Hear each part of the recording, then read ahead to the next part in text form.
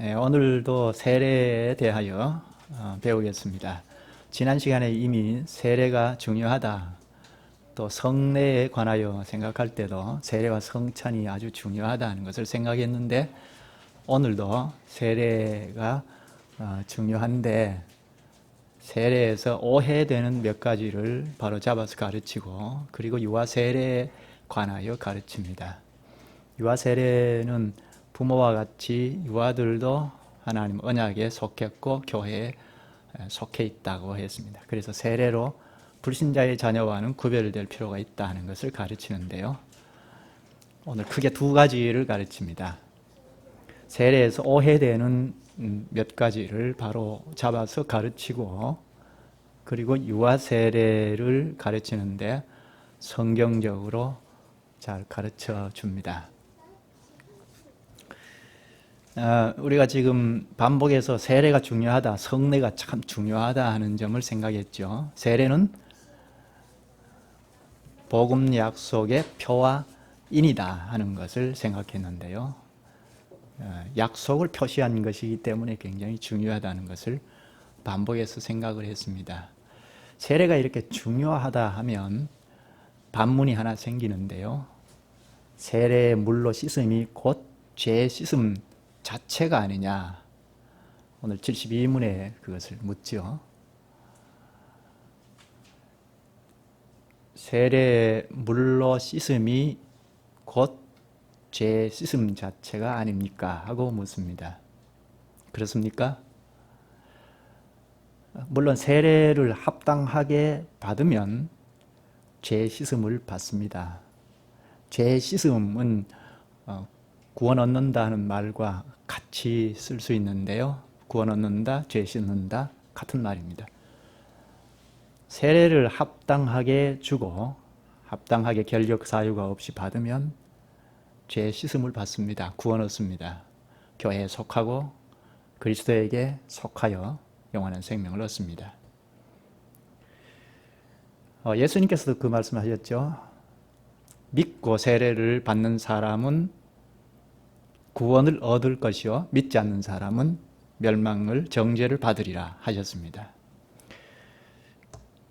믿음을 가지고 세례를 받으면 구원함을 받는다 하고 말씀하셨습니다. 그런데 여기 요리문답에서 질문하는 것은 좀 다른 것입니다. 세례의 물로 씻는 것이 곧 죄 씻음 자체이냐, 세례의 물로 죄를 씻을 수 있느냐, 그 말입니다. 세례의 물이기 때문에 우리 몸에 더러운 것을 씻어낼 수는 있습니다. 그러나 그 물이 우리의 죄까지 씻을 수 있느냐? 그렇지는 않습니다. 그런데 이 세례의 물이 우리의 죄를 씻어낸다고, 구원 얻는다고 주장한 교회가 로마 가톨릭 교회입니다. 신부가 세례에 물을 넣고 기도를 하면 그 물이 거룩하게 변한다는 것입니다. 거룩하게 된다는 것은 곧 그리스도의 피로 변한다는 이야기죠. 그렇겠죠. 그리스도의 피니까 그 물로 세례를 받으면 사람의 죄도 씻어진다고 믿습니다. 그래서 세례를 받으면 죄 씻어진다, 죄가 씻어진다, 구원 얻는다, 자동적으로 구원 얻는다고 주장을 합니다. 이것이 터무니없는 주장이 아니고 성경의 근거를 두고 주장을 합니다. 그것이 사도행전 2장인데요. 우리 좀 찾아볼까요? 사도행전 2장은 우리가 잘 아는 것처럼 오순절날 유대인들이 예루살렘에 모여서 오순절을 지키기 위하여서 함께 연합했죠. 그때 성령 하나님께서 공식적으로 강림하시지 않습니까? 성령께서 공식적으로 강림하셨을 때 일어난 일인데요. 2장을 찾았으면 37절을 한번 보십시다. 38절인데 37절부터 그들이 이 말을 듣고, 이것은 성령께서 강림하시면서 바로 사도들이 성령 하나님을 대언했는데요. 설교를 했죠. 그 설교의 말을 듣고 마음에 찔려 베드로와 다른 사도들에게 물어 이르되, 형제들아 우리가 어찌할꼬 하거늘. 38절, 베드로가 이르되 너희가 회개하여 각각 예수 그리스도의 이름으로 세례를 받고 죄사함을 받으라. 그리하면 성령을 선물로 받으리니 했습니다. 여기 세례를 받고 죄사함을 받으라 한 것을 보면 마치 세례가 죄사함을 받는 것처럼 말하죠. 세례가 죄 씻음을 받는 것처럼 말합니다. 세례를 받으면 죄사함을 받는다 하는 것처럼 가르치는데, 이런 말씀이 로마 가톨릭 교회에서는 그대로 받아서 세례의 물 자체가 우리의 죄를 씻어낸다, 구원 얻는다고 말합니다. 그래서 죽음에 직면한 사람에게도 신부의 손길이 미치지 아니하면 아무나 물을 가지고 세례를 베풀면 죄가 씻어지니까 구원 얻는다고 가르칩니다. 그러나 여기 72문에서 그것이 아니라고 하죠. 세례 물로 씻음이 곧 죄 씻음 자체입니까? 하고 묻고 아닙니다 하죠. 세례 자체가 사람의 죄를 자동적으로 씻는 것은 아니라고 가르칩니다. 그 밑에 오직 예수 그리스도의 피와 성령만이 우리를 모든 죄에서 깨끗하게 합니다 하고 가르칩니다. 우리의 죄를 깨끗하게 하는 것은, 죄를 씻어내는 것은 그리스도의 피와 십자가에 흘린 피죠. 그것을 성령께서 우리에게 적용하죠. 효력을 미치게 하셔서 우리의 죄가 깨끗하게 씻어지는 것입니다. 근거 구절이 있습니다. 요한 1서 1장 7절인데요. 예수의 피가 우리를 모든 죄에서 깨끗하게 하실 것이요 합니다. 우리의 모든 죄를 깨끗하게 하는 것은 그리스도의 피 공로입니다. 여기 모든 죄라고 했는데 우리가 지은 죄와 죄의 오염입니다. 우리에게 일어나는 모든 죄와 죄의 오염을 다 씻어낼 수 있는 것은, 가려낼 수 있는 것은 바로 예수 그리스도의 피공로입니다. 네, 이렇게 가르치면 세례의 물 자체는 의미가 없다고 생각할 수 있죠.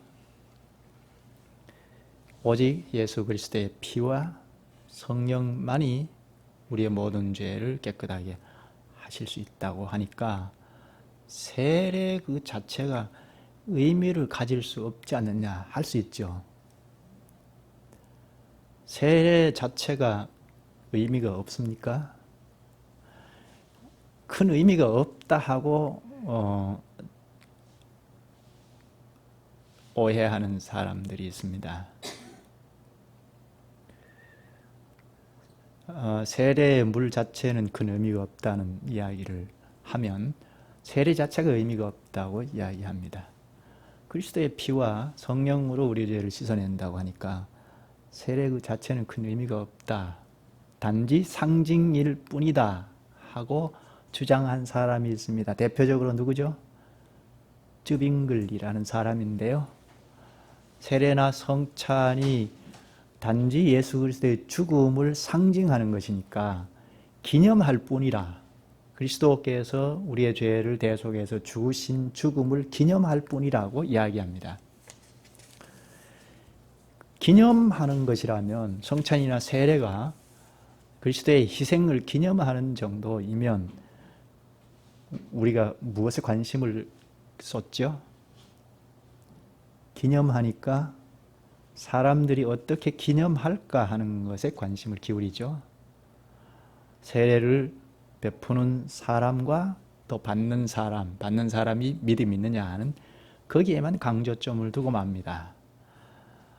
세례나 성찬은 하나님께서 약속의 표로 주신 것이니까 세례나 성찬은 우리의 죄를 씻어주신 예수 그리스도의 몸, 흘리신 피로 향하게 하는데요. 그것을 알고 믿음으로 참여하면 그냥 기념으로 끝나는 것이 아니고 그리스도께서 성령을 보내셔서 실제로 그리스도께서 십자가에서 흘리신 피공로의 효력을 성례에 참여하는 자에게 미치게 하신다는 것입니다. 그래서 합당한 세례에 참여하면 예수 그리스도께서 성령과 함께 일하셔서 믿음을 굳세게 하시는 것입니다. 그리고 주님을 더 굳게 믿고 주님을 섬기고 살아갈 수 있도록 하십니다.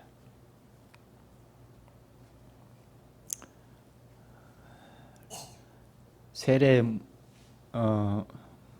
물이 우리의 죄를 씻어내는 그 자체입니까? 하는 데 대한 로마 가톨릭을 그렇대다 하고 이야기하고, 그러면 세례가 아무런 의미가 없지 않느냐 하는 즈빙글리의 주장도 그것은 아니다. 세례가 중요한 뜻이 있다.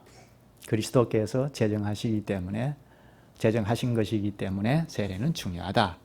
세례의 중요성을 우리가 반복해서 생각을 했죠.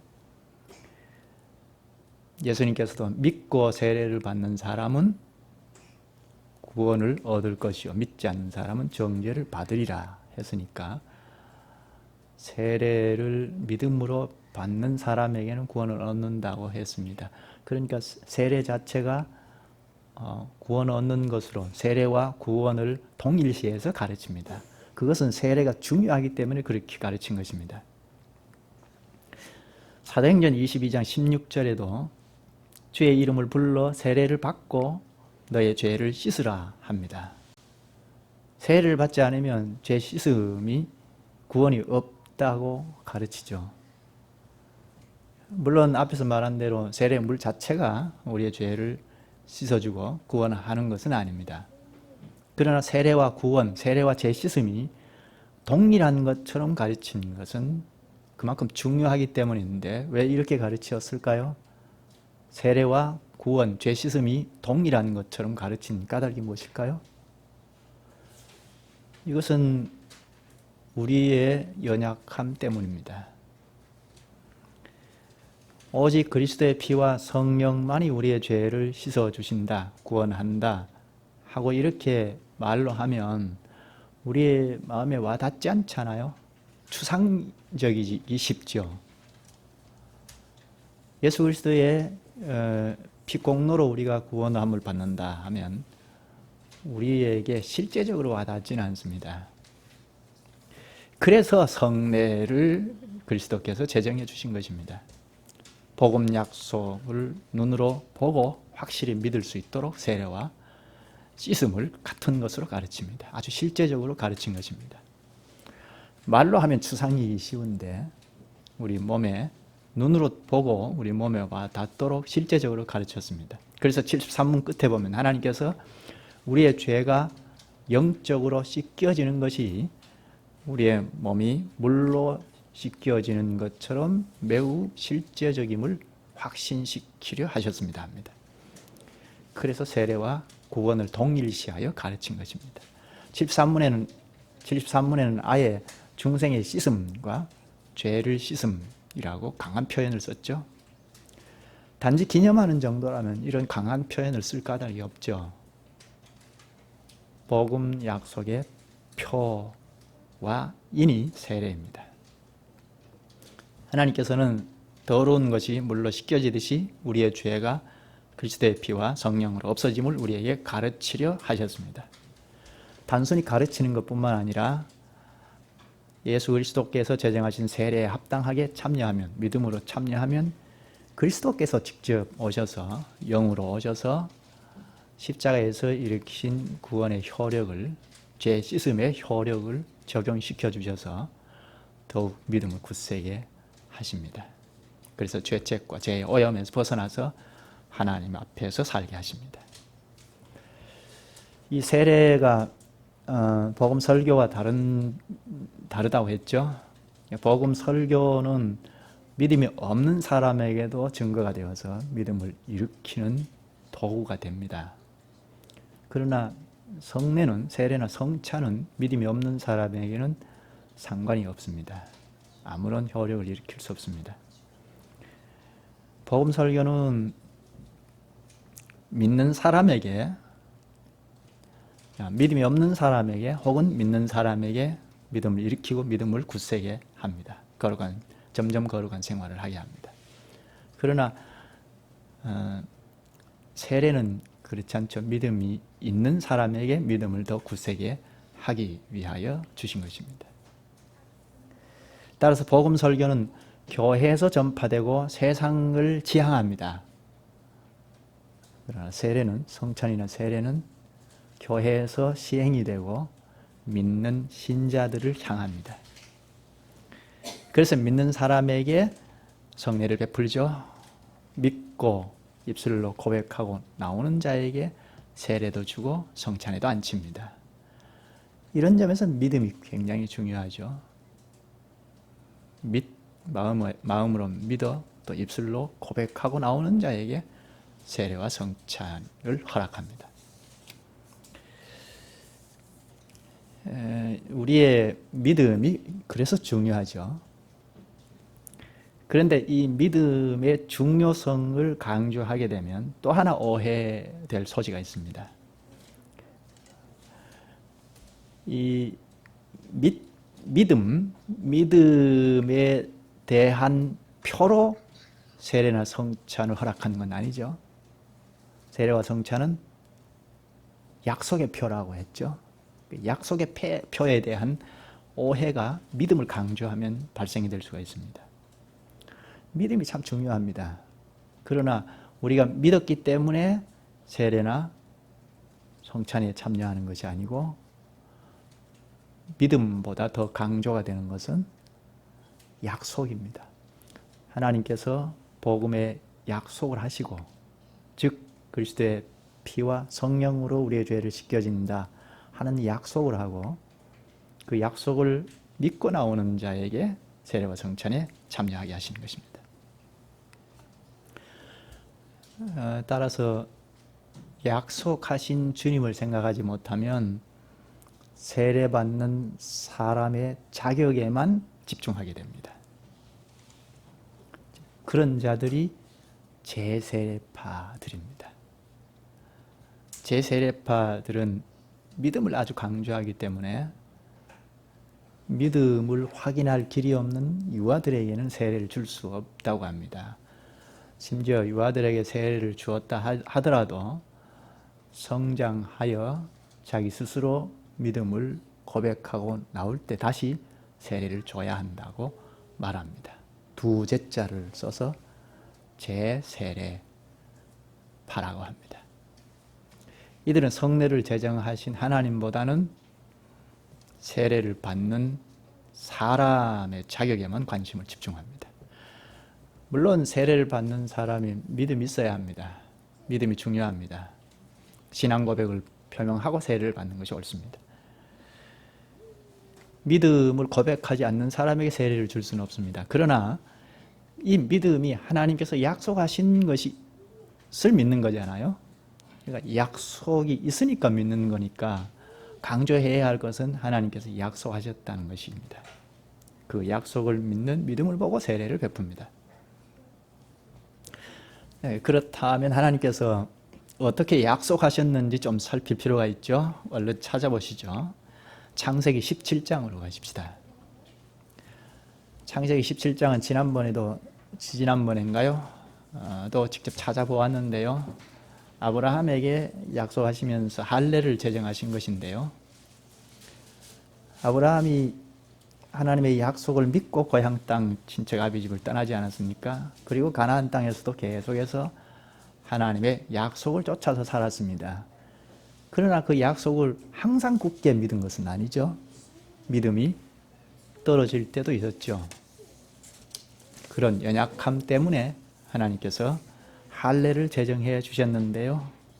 17장을 찾으셨으면 10절, 11절을 보죠. 너희 중 남자는 다 할례를 받으라. 이것이 나와 너희와 너희 후손 사이에 지킬 내 언약이니라. 너희는 포피를 배워라. 이것이 나와 너희 사이의 언약의 표징이니라. 여기 약속을 하시고 할례를 받으라 하시고 약속의 표징이라 하죠. 할례는 약속이 있고 그것을 표한 것입니다. 혼인을 할 때 약속을 하고 그 약속에 대한 징표로 반지를 주고받는 것과 같습니다. 우리는 하나님의 약속을 믿고 성례에 참여함으로 하나님의 약속에 매입니다. 성례는 믿음의 표가 아니고 복음 약속의 눈에 보이는 거룩한 표와 인입니다. 좀 더 보면 드러나는데요. 7절을 보실까요? 내가 내 언약을 나와 너 및 내 대대 후손 사이에 세워서 영원한 언약을 삼고 너와 내 후손의 하나님이 되리라. 하나님께서 아브라함과 영원한 언약을 맺습니다. 영원한 언약을 맺으실 때 하나님께서 어떻게 말씀하시죠? 나와 너 및 내 대대 후손 사이에 세워서. 아브라함 너하고 약속하는데 이거는 영원한 언약이다 하시면서 너의 자손, 대대로는 자손들과 함께 약속한다고 하죠. 10절을 볼까요? 너희 중 남자는 다 할례를 받아라. 이것이 나와 너희와 너희 후손 사이에 지킬 내 언약이니라. 할례를 받으라 하신 다음에도 나와 너희와 너희 자손들과 약속한 것이라 하죠. 하나님께서 약속을 누구하고 하십니까 지금? 아브라함하고 하시죠. 그런데 아브라함하고 하시면서 아브라함의 자손들, 너희와 너희 후손들과 약속한다고 합니다. 아브라함 자손들로 대대로 올 자손들과 함께 약속합니다. 이것은 사람의 약속하고 다릅니다. 하나님의 이 약속은 영원한 약속인데 그 당사자뿐만 아니라 그 당사자 자손으로 오는 자들을 포함해서 약속하십니다. 태어나지도 않는 자손과도 약속을 하십니다. 왜 그럴까요? 하나님께서는 시간과 공간에 제한이 없는 분이시기 때문입니다. 전부 현재로 놓고 보시니까 우리는 시공간의 제한 속에 있으니까 태어나지 않는 사람은 알 수 없지만 하나님은 이미 태어나지 않는 자손과도 같이 연대해서 약속하셨습니다. 매우 큰 약속이죠. 이런 성경의 가르침대로 오늘 74문에서 유아들도 세례를 받아야 합니까? 하고 묻고 그렇습니다. 그것은 유아들도 어른들과 마찬가지로 하나님의 언약과 교회에 속하였고 합니다. 유아들에게 세례를 줘야 할 이유가 유아들도 어른들과 마찬가지로 그리스도의 교회에 속했고 하나님의 언약에 속했다고 합니다. 물론 우리가 믿는다는 것이 참 중요합니다. 그러나 더 중요한 것은 하나님께서 약속하셨다는 것이 중요합니다. 이것은 구약의 약속이 아니냐 그렇게 말할 수 있습니다. 제세례파들은 그렇게 말하는데요. 신약에도 있습니다. 앞전에 찾았던 사도행전 2장을 다시 한번 찾아볼까요? 성령께서 공적으로 오신 때에 새 언약을 하시는 건데요. 그리스도의 교회가 형성이 될 때 약속입니다.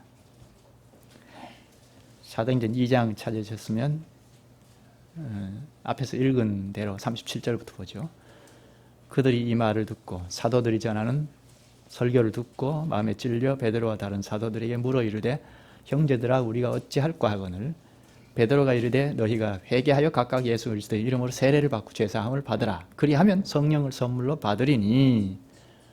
그리고 39절에 이 약속은 너희와 너희 자녀와 모든 먼데 사람 곧 주 우리 하나님 얼마든지 부르시는 자들에게 하신 것이라 하고, 여기 이 약속은 거슬러 올라가면 앞에서 본 아브라함까지 갑니다. 하나님께서 아브라함과 약속을 하실 때 어떻게 하셨죠? 무슨 약속을 하셨죠?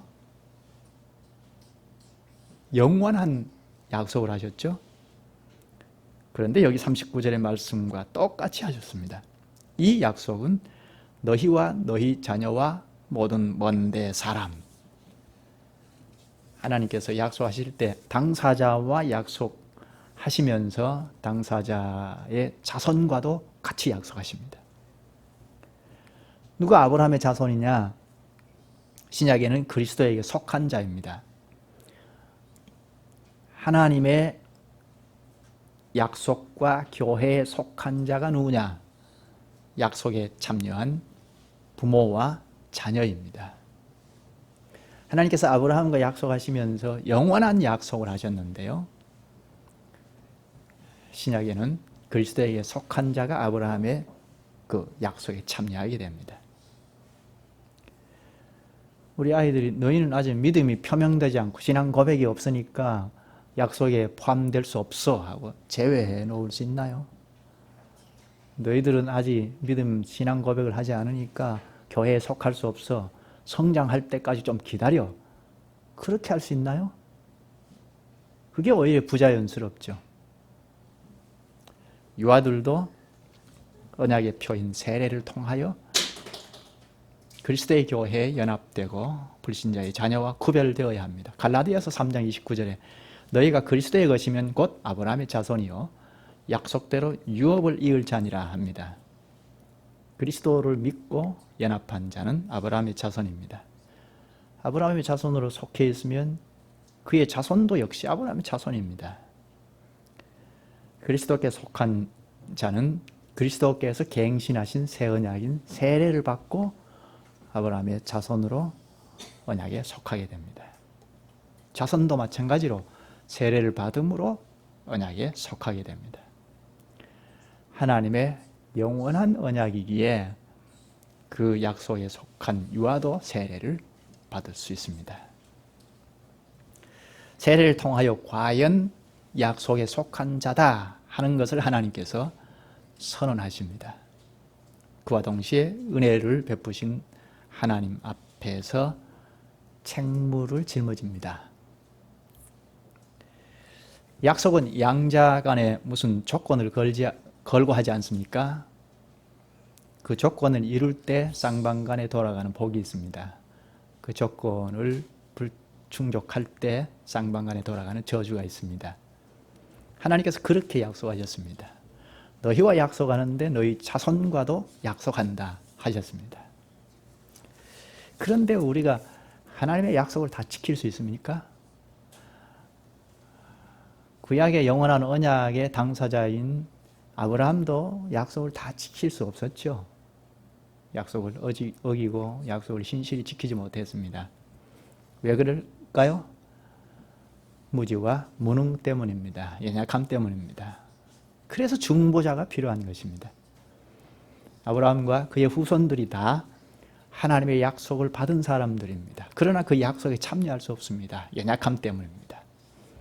죄인이요 연약한 자이기 때문입니다. 그것을 잘 아시는 하나님께서 중보자이신 예수 그리스도를 때가 되매 보내어 주셨습니다. 때가 참에 여인에게서 율법 아래 나게 하셔서 하나님의 약속을 다 지키셨습니다. 성취하셨습니다. 무지와 무능 가운데 있는 우리는 스스로 언약을 지킬 수 없습니다. 주께서 그것을 다 아시고 독생자 예수 그리스도를 보내셔서 십자가에서 그 약속을 다 이루셨습니다. 사람 편에서 이룰 약속을 대신하여 다 이루어 주셨습니다. 이것이 복음이죠. 기쁜 소식입니다. 그 기쁜 소식을 믿고 순종하는 자에게 언약 백성이 되게 하셨습니다.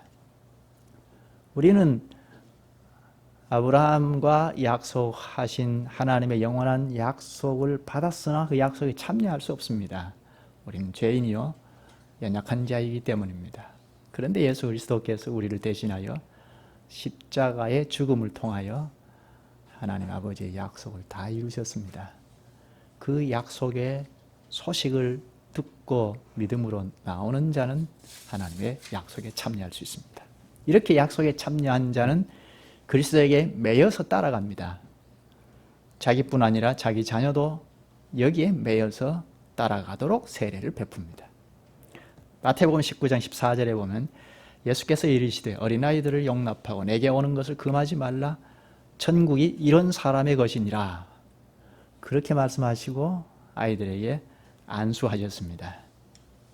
부모가 아이들을 예수님께 데리고 나온 것입니다. 예수님께서 아이들에게 복을 빌어주시면 하나님의 백성으로 자랄 수 있음을 믿고 아이들까지 데리고 나왔습니다.